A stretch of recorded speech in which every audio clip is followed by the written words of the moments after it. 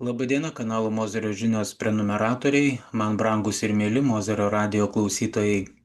Šiandien 2025 m. gruodžio 15, pirmadienis. Tai pirmoji 51 metų savaitės diena, kuri, kaip mes jau esame sutarę, visiems mums yra labai ypatinga diena. Mozerio radio laidas YouTube kanale atranda vis nauji klausytojai ir aš pasinaudodamas tarnybinę padėtimi priminsiu, kad kanalo Mozerio žinios prenumeratoriai ir laidų komentatoriai prisideda prie informacijos sklaidos.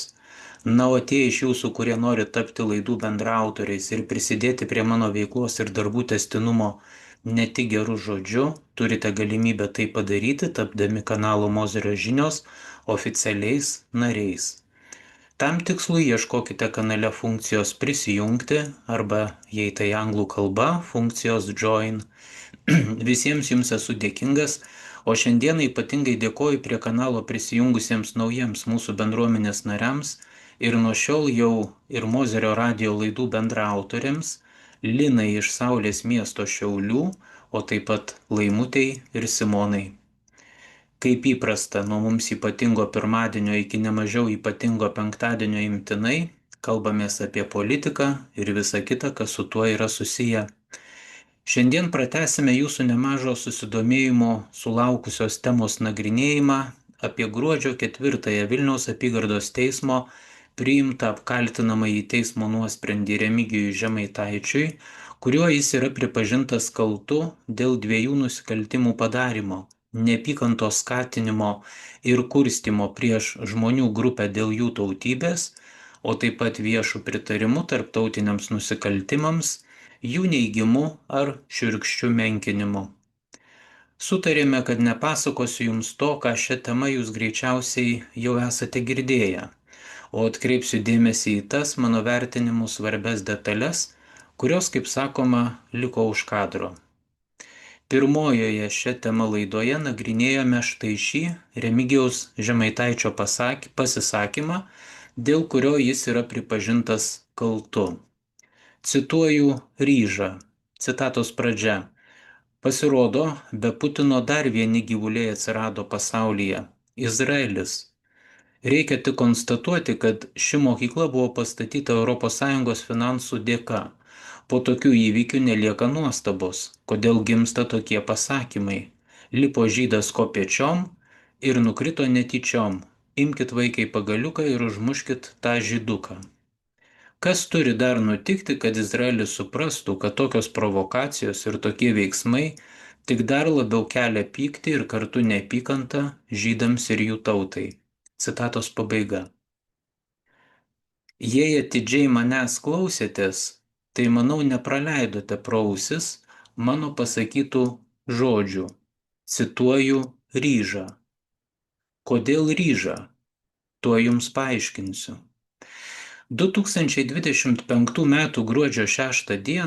naujienų portalas alfa.lt paskelbė straipsnį pavadinimu Nuteistieji dažnai turi pravardes R. Žemaitaitis neišimtis. Jame rašoma, cituoju, kriminalinėme ir nuteistų asmenų pasaulyje yra įprastos pravardės. Ja turi ir Žemaitaitis. Tačiau kas įdomiausia, ši pravardė dažnai naudojama susirašinėjimuose tarp valdančiosios koalicijos narių ir ne tik Nemuno aušros partijos narių. Žemaitaičio pravardė ryžas.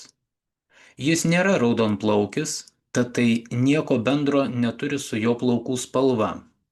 Pravardė yra kilusi iš nuteisto politiko inicialų RŽ. Ryžas. Citatos pabaiga.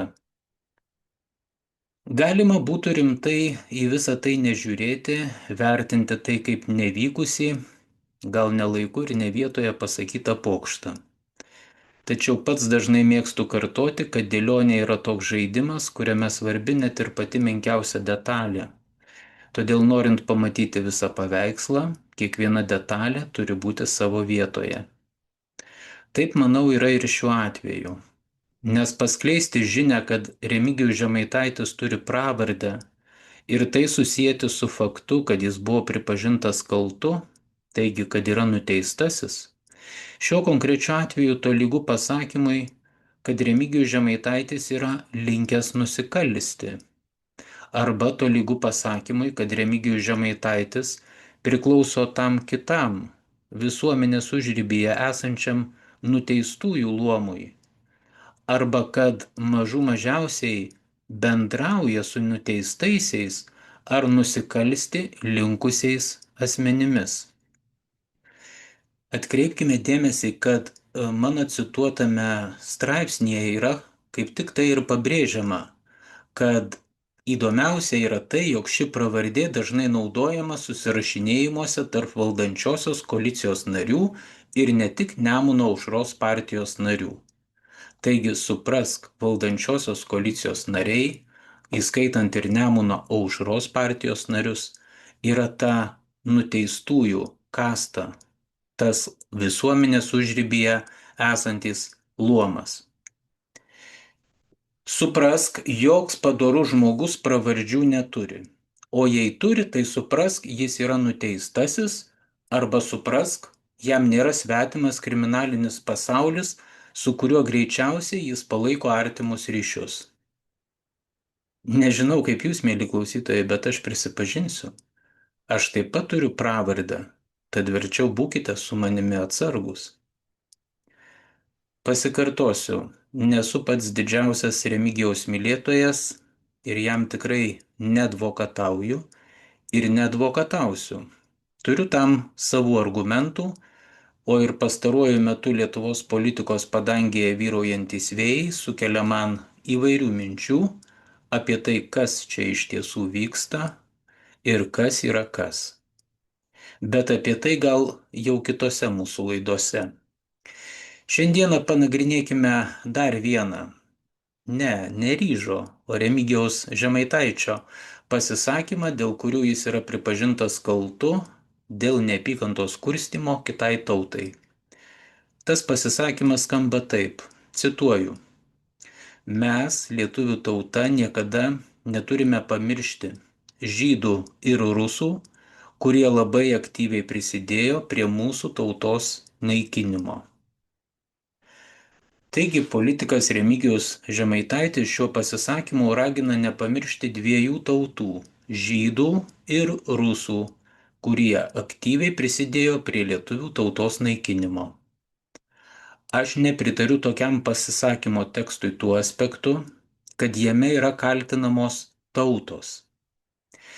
Neapykanta, blogis, kerštas, visos kitos neigiamos ir švelniai tariant, nei vieno žmogaus nepuošiančios savybės neturi tautybės. Todėl sakyti, kad žudė žydai, žudė rusai ar žudė arabai yra neteisinga, nes taip metamas šešėlis kiekvienam žmogui esančiam žydų, rusų ar arabų.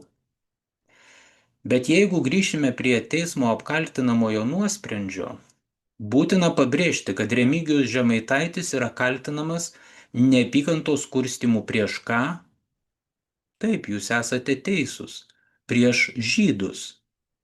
O kurgi leiskit paklausti dingo rusai? Kodėl Žemaitaičio žodžiuose prokuroras neįžvelgia neapykantos kurstimo rusų tautai? Manau, atsiras sakančių, kad tai yra logiška, nes juk Lietuva buvo okupuota rusų. Rusai mus trėmė, rusai lietuvių šaudė, rusai kankino lietuvių Sibiro gulagose. Ne, mėlyjei, ne rusai tai darė. Tarp taip darančių, žinoma, buvo ir rusų, bet buvo tame tarpe ir žydų, buvo ir ukrainiečių, buvo ten ir gruzinų, buvo ir galų gale tų pačių lietuvių. Tai darė visi, kurie tarnavo tuometiniai santvarkai ir tautybė su tuo neturi nieko bendro. Tačiau mes visi juk suprantame, kad skleisti neapykantą rusų tautos atžvilgių, ypač šiuo pasauliui sudėtingų geopolitinių laikotarpių, yra ne tik leidžiama, bet ir sveikintina. Tačiau nekišk nagų prie išrinktųjų, nekišk nagų ir savo liežuvio prie išrinktųjų. Todėl savo įrašą užbaigsiu dabar jau Ryžo stiliumi. Ir štai po tokių Vilniaus apygardos teismo sprendimų nelieka nuostabos, kodėl gimsta tokie pasakymai: lipo žydas kopėčiom ir nukrito netyčiom, imkit vaikai pagaliuką ir užmuškit tą žyduką. Šią popietę tai jau viskas. Tradiciškai sakau ačiū tiems, kurie manęs klausėsi, dėkoju tiems, kurie mane išgirdo. Sudiev, mėlyjeji, ramybės jums ir jūsų namams.